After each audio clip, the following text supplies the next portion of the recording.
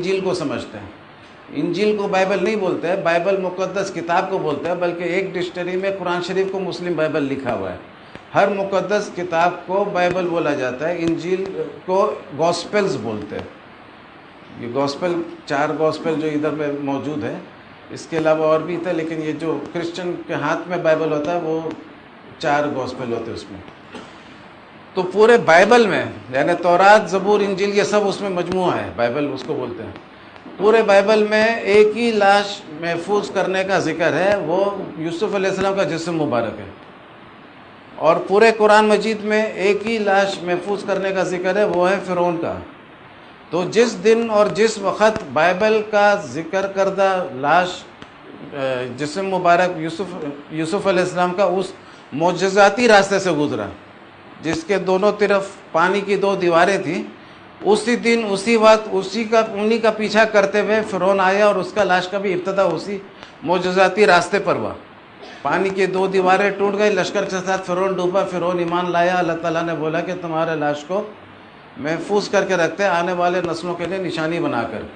تو بائبل نے الفاظوں سے نہیں لیکن یہ سارے ایونٹ سے یوں سمجھایا، اشاروں سے یوں سمجھایا، نقطوں سے یوں سمجھایا کہ جب میرا محفوظ کیا ہوا یوسف علیہ السلام کا جسم مبارک ایک معجزاتی راستے سے گزرے گا، پانی کے 2 دیواروں کے درمیان سے گزرے گا، اسی وقت منٹوں کے اندر ایک اور لاش کا ابتدا ہوگا.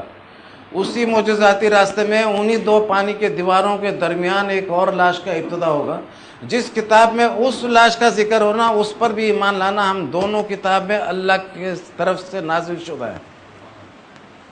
یہ اتنا بڑا معجزہ ہے جو ابراہیم علیہ السلام سے اسٹارٹ ہوا، خلیل اللہ سے، اور اللہ کے محبوب رسول پاک صلی اللہ علیہ وسلم پہ انتہا ہوا کہ سورہ یونس کے 92 نمبر آیت میں. اب اس میں بہت سارے نقطے اور آتے ہیں کہ سارے دنیا کی تاریخ میں 2 نبیوں کا ایسا ذکر ہے جن کو بچپن میں اور لڑکپن میں ایک دم لاوارث کر دیا، لیکن دونوں ڈائریکٹ محل پہنچے، اسی مقام سے ڈائریکٹ محل تک پہنچے. پہلے نبی ہیں یوسف علیہ السلام جن کو کنواں میں ڈالا، بغیر کسی بازار میں گئے ہوئے ڈائریکٹ محل پہنچے.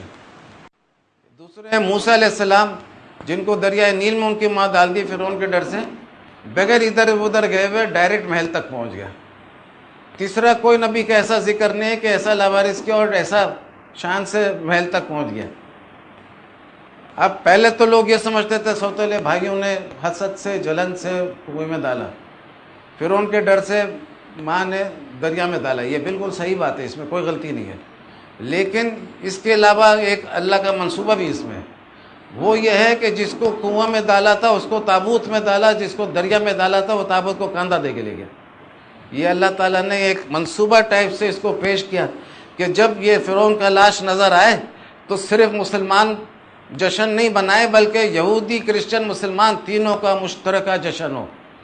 تینوں اپنے کتابوں کا شان ہندو کو بتائے، بدھسٹ کو بتائے کہ دیکھو ہمارے تورات میں یہ بات لکھی ہوئی ہے، یہ مسلمان بولے ہمارے قرآن میں بھی یہ بات لکھی ہوئی ہے. یہ ایک مشترکہ معجزہ ہے جو جشن ہے، یعنی معجزات کا جشن ہے. ابراہیم علیہ السلام آگ میں نہیں جلے تھے، جو موجود تھے دیکھے تھے، ہم نے سنا. موسیٰ علیہ السلام کا لاٹھی سانپ بن گیا، جو موجود تھے دیکھے، ہم بعد میں آئے صرف سنے. یہ وہ معجزہ ہے جو پہلے نسلوں نے سنا تھا، ہم نے سمجھا اور ہم نے دیکھا، اور ابھی بھی دیکھ سکتے. جب تک اللہ فرعون کا لاش رکھے گا وہ دیکھیں گے، جب تک تورات موجود ہے یوسف علیہ السلام کے بارے میں پڑھیں گے. یہ مر نپٹا ہے اور یہ وہ فرعون ہے جو ڈوبا تھا. اور اس کے پہلے تھا رمسیس، اب بعد میں اچھا وہ آ چکا. اس کے پہلے جو تھا اس کا باپ تھا، یہ رامزیس 2 ہے. یہ وہ فرعون ہے جو موسیٰ علیہ السلام کو پالا تھا بچپن میں. لوگ سمجھتے کہ فرعون 1 ہوتا تھا، فرعون 1 نہیں تھا. فرعون مصر کے بادشاہ کو بولتے تھے. جو پالا تھا وہ رامزیس 2 تھا. جب مدیان چلے گئے تھے موسیٰ علیہ السلام، یہ فوت ہو گیا اور اس کے جگہ وہ آ گیا تھا، وہ مرنپٹا. اور مرنپٹا 13واں بچہ تھا رامزیس کا. رامزیس کا عمر بہت لمبا تھا. یہ بھی ایک غلط فہمی ہے کہ فرعون کا 400 سال میں سر میں درد نہیں ہوتا، کیونکہ یہ 100 بھی نہیں عمر تھا اس کا، لیکن یہ فوت ہو گیا تھا. اور باقی فرعون کے بارے میں مشہور ہے کہ وہ قد بھی کم ہوتے تھے اور عمر بھی کم ہوتی تھی. اور وہ جو مشہور ہے کہ وہ قبر اتنا لمبا تھا، تو اب تو لاش محفوظ کر کے رکھا ہوا ہے احرام مصر، یہ رائل ممیز روم کیرو میں، تو وہاں جا کے دیکھ سکتا ہے کتنے لمبے لوگ، تو سب فرعون کا لاش محفوظ ہے. تو یہ وہ جو ادھر سے ادھر تک قبر کا تصور ہے وہ سب ایسے ہی میرے خیال سے وہ کوئی مدلل باتیں نہیں ہیں. اچھا بہرحال، تو اب یہ بائبل نے ان ایونٹ سے بہت اچھا قرآن کی طرف اشارہ کیا، گویا کہ یہ قرآن شریف کی پیشگوئی کی بائبل نے یوسف علیہ السلام کو پہلے سے بھیج کر. اور یہ اللہ تعالیٰ کا منصوبہ اتنا بڑا ہے، 4000 سال کا منصوبہ ہے کہ ابراہیم علیہ السلام نے بی بی سارہ کے انتقال کے بعد وہ قبرستان خریدا تھا کنعان میں، جس میں وہ ان کو دفن کیا اور خود بھی تدفین ان کی وہیں بھی، اور یعقوب علیہ السلام نے بھی وہیں کا گزارش کیا تھا کہ میرے کو بھی وہیں دفن کیا جائے. اور اسی طریقے سے یوسف علیہ السلام بھی کنعان میں ہی اپنے آپ کو لے جانے کے لیے بولا تھا. تو یہ وہ معجزہ ہے جو خلیل اللہ ابراہیم علیہ السلام سے اسٹارٹ ہوا اور حضور کریم صلی اللہ علیہ وسلم کے ساتھ میں یہ انجام تک پہنچا سورہ یونس کے 92 نمبر آیت میں. تو یہ آپ دیکھیں تو بڑا چین بڑا بیوٹیفل ہوتا ہے.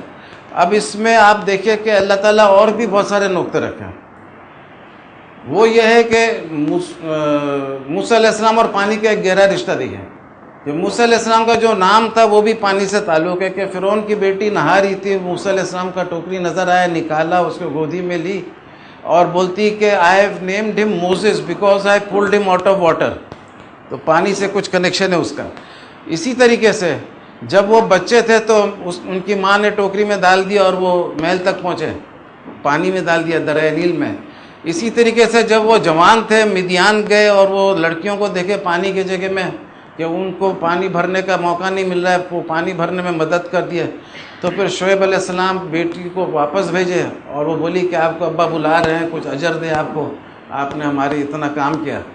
تو ادھر میں جب جاتے تو شعیب علیہ السلام بولتے 2 بیٹیوں میں سے کسی ایک سے تم شادی کر لو، 8 سال میرا خدمت کرنا، 2 سال اضافہ کرو گے تو احسان ہوگا. تو پانی جو ہے بنیاد بنا شادی کا.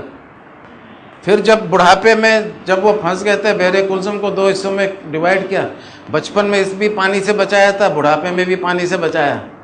پھر خضر علیہ السلام کے ساتھ میں جب وہ ملے تو 2 دریاؤں کو کراس پوائنٹ پہ ملنے کا، اور وہ مچھلی جو تھی وہ ادھر وہ بھول گئے تھے ان کے جو ساتھ میں تھے اسسٹنٹ، تو وہ مچھلی اپنا راستہ بنا کے دریا میں واپس چلے گئی.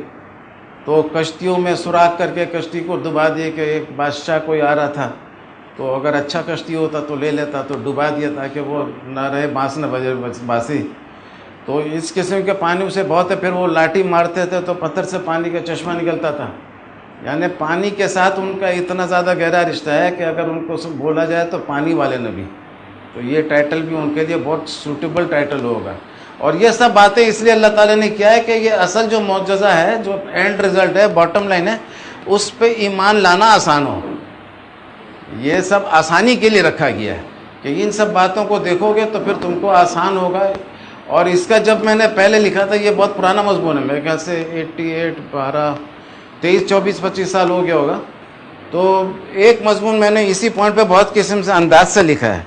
ایک میں نے لکھا تھا دا اسمائلنگ بائبل، کیونکہ بائبل جو ہے یوسف ابراہیم علیہ السلام نے جو قبرستان خریدا، زمین خرید کے قبرستان بنایا اور یوسف علیہ السلام کے وہ جسم مبارک کو بھیجا، تو بائبل نے بھی ایک قسم سے اتنا پرانا زمانے سے اس معجزے کے ساتھ اپنے آپ کو لنک رکھا.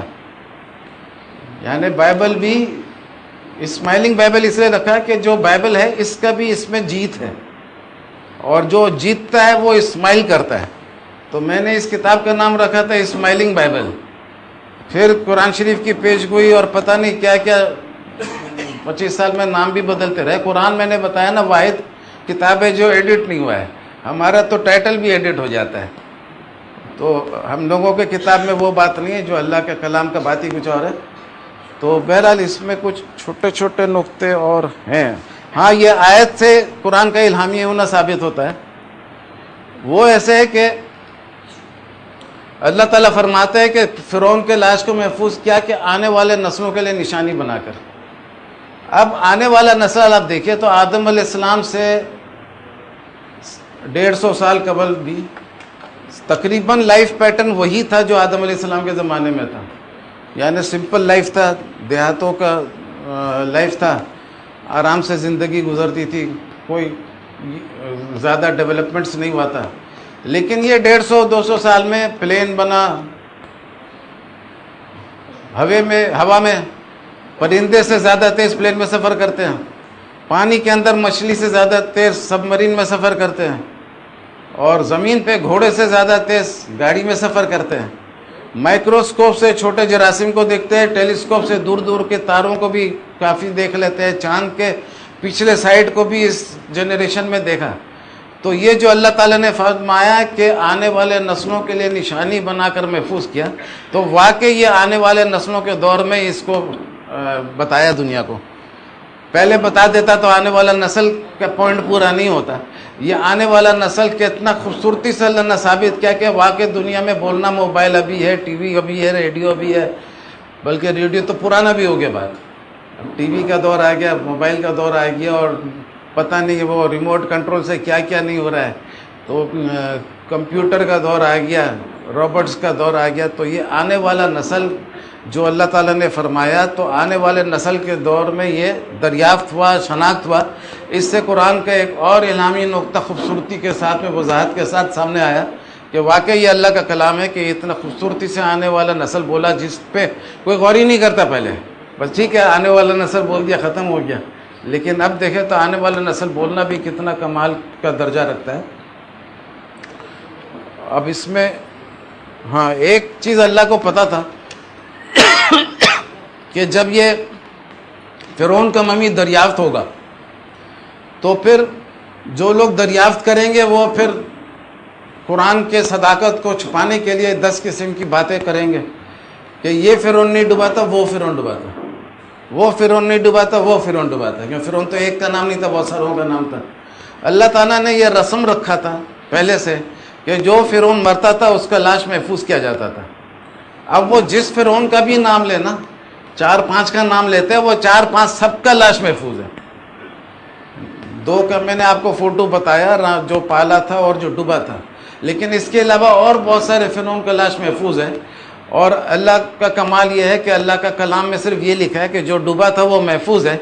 अब जो भी नाम ले लो वो महफूज है, भागने का कोई रास्ता नहीं छोड़ा। जिसको निशानी बोलकर पेश किया, जिसको शानदार निशानी बोल के पेश किया, उसको एक कामिल निशानी बना दिया।